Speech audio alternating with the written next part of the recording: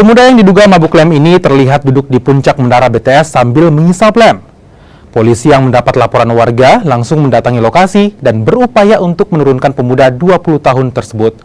Bahkan, polisi dan petugas pemadam kebakaran yang ikut membantu sempat kewalahan lantaran pemuda mabuk lem ini nyaris melompat. Seorang warga yang mengenal pemuda tersebut akhirnya ikut memanjat dan membujuknya untuk turun dengan sukarela. Menurut warga, aksi pemuda ini sudah yang ketiga kalinya. Salah satu kompas ya ini bujuk begitu ya, bujuk terus. Ya, alhamdulillah dengan kuasa Tuhan akhirnya luluh hatinya. Tujuannya itu apa tadi? Ya dia naik datang apa itu ngelem isap lem. Jadi kondisinya lagi mabuk ya? Iya, di atas selalu ketawa-ketawa, dibilang bagus sekali pemandangan di sini kak, jangan begitu turun. Saya bilang, jangan selalu ini kata baik, bahaya di sini kilometer ke saya ya ini. Itu jam berapa tadi?